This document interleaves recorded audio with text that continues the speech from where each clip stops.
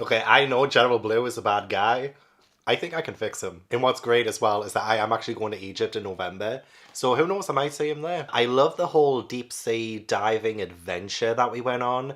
I love the fact that we started it out as well with Bulma realizing that she took the wrong capsule. It's her dad's capsule. And it's just all dirty magazines. Like, God, that's just typical, isn't it? Just absolutely typical. And I love the fact that we did get to the island with the master on. In Kuririn, I think I say his name differently every single time, but I love the reunion with Kuririn. But the master asks for the watch that Bulma made to shrink you, and he tries to use that against Bulma by sneaking into the bathroom, but she's already finished and he falls in the toilet, gets flushed down. I love the fact that, again, karma hit him straight away. That was pretty funny. But it was the reunion with Kuririn that I genuinely bloody loved. And he was with us for the majority of this arc as well. He ends up going with Bulma and Goku to the bottom of the ocean. And I love seeing all of that get illustrated. I haven't really mentioned much about the illustration style. It is a little bit older, but I kind of love that. It makes it feel a lot more like authentic manga, vintage manga, I guess. It's kind of a little bit cozy. I don't know how to describe that, but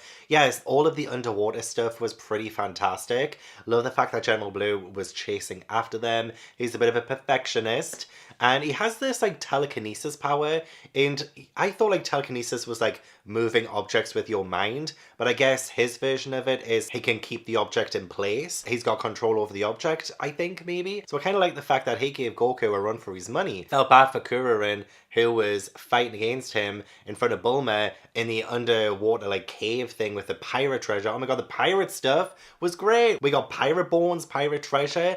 Like, what more could you want? Like, the more I'm talking about it, the more I kind of want to bump my rating up for this. But it really was imbued with a lot of that old school adventure. Almost a little bit like the Goonies in a little way. Just the way that it kind of came across as, with like the bad guy chasing them, trying to get the Dragon Balls, and them trying to escape that person, going through the traps, finding the treasure. It just was so good. Yeah, the fight between General Blue and Kuririn was pretty good. I felt bad for Kuririn because he couldn't really keep up with General Blue, which I'm a little bit surprised at, especially with how amazingly strong Kuririn was during the tournament a couple of arcs ago. But it really does show the power of General Blue and how powerful he was, and how he was actually kind of a match for Goku. And I don't know if it's true or not, but Bulma trying to use her sexuality to influence General Blue and be like, oh my god, he's hot. Hey, what do you think of me, kind of thing? And he's like, ew, disgusting. And she's like, oh, he must be gay. And Kuririn's like, I didn't realize that could be gay, bad guys. I kind of love that whole exchange. It probably was just for laughs and probably just a joke. But when I say I'm available, General Blue, I'm even wearing blue. I think that's fate. And the fact that General Blue was taken down by a rat, really, because he could have killed Goku right there and then. But because he saw a rat, he kind of lost control, and that ended up saving Goku's life.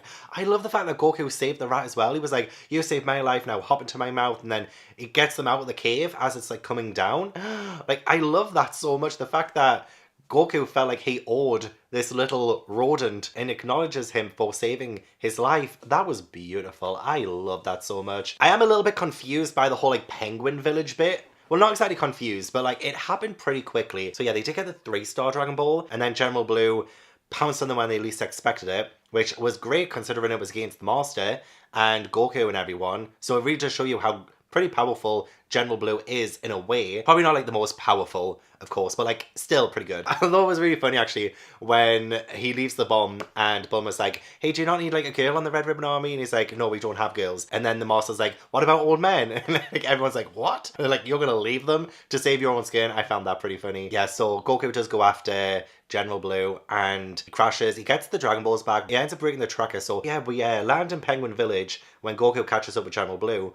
And there are these like little kids. They have like these little wings. I don't know how to describe them, because we keep getting introduced to these like different places and these different people without really like stopping to ask questions, kind of. We kind of have to just like accept what happens when we get to each place and just kind of like know what's going on, which is maybe I just need to watch like the anime or something to help me see everything, especially with the characters there. I don't really understand them, but like one of them was like a genius. They go to the house and the person fixes the tracker so that Goku can have it, but then General Blue steals it, but then one of the kids knocks General Blue all the way to frickin' Egypt, and the other kid makes Goku a brand new tracker. I was just like, Okay. That was very quick, very sudden. But yay, we have a tracker, we've got the Dragon Balls back. Now we can just mosey on to try and get the 4-star ball, which will most likely end up being the very last one that Goku ends up getting. So I think another pretty solid arc, actually. I'll give it 6 out of 10 again, just like the previous arc. I'm not too sure which one I prefer. So far, that's what I'm feeling. I still feel like there is so much potential,